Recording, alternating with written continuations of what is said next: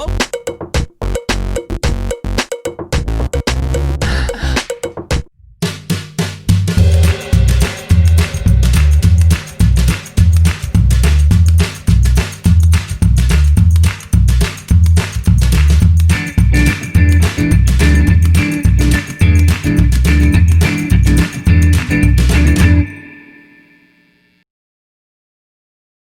name's Nick Pernocas, and I'm a custom saddle maker, and I do other leather work as well.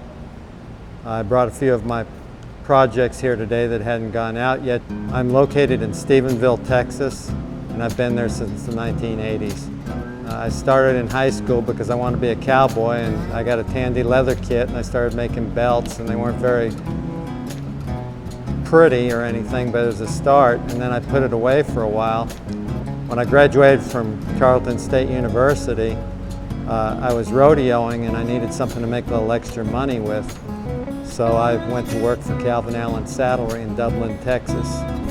The two things with saddles and with Western gear, one is that it has to be functional, and that's what it was designed for. So the early cowboy saddles in this country were all derived from both the Spanish saddles that went to Mexico and the English tack that came through the East Coast and down through the southern rural areas.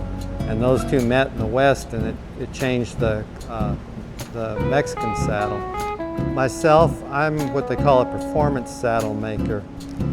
And I make saddles for horses that are either shown or competed on in different events. What I brought today is a 3/4 carved roping saddle. This was made for a family. The father had a saddle I made 20 years ago, and he ordered 2 saddles like this for his sons. This is a really functional saddle, but it's very pretty as well.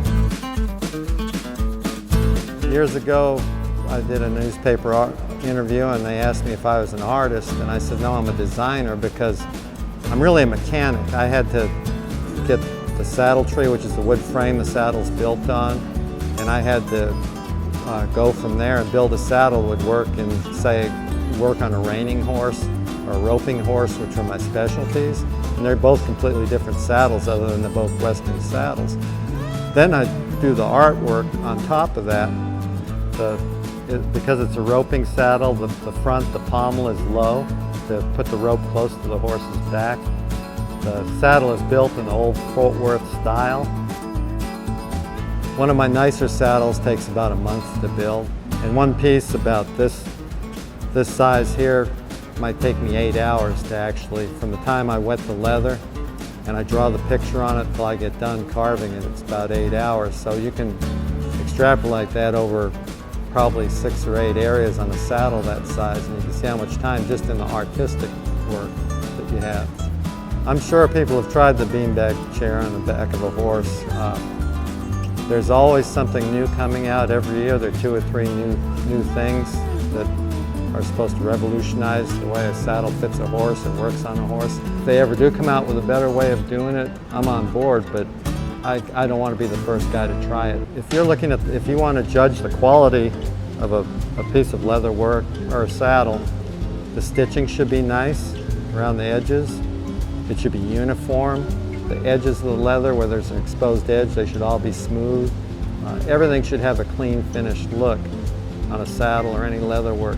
Now, as far as the artwork in a saddle, or any other leather goods, starting with real simple leather work, the less detail it has, the more superficial the tooling is. When you get into high-level production, then you're talking about medium or smaller characters like flowers or whatever is depicted in there.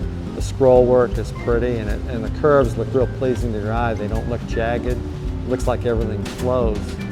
And there's a lot of color change between your top surface and your bottom, either by antiques afterwards or the actual process of carving.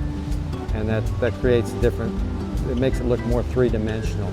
The more three-dimensional it looks, generally the better quality the carving is. Basically what I do is I'm the guy that keeps those products from going to waste because of all of our agricultural industries. If it wasn't for people like me, all that stuff would end up in the landfill. And I really like animals, and that's the way I look at it, that it's sort of reverence that we're giving the byproducts so they don't get thrown out. They're made into something useful in a traditional way that will last for years, and as it ages, it'll get a patina of age on it and be something that is kind of nice to have and passed down.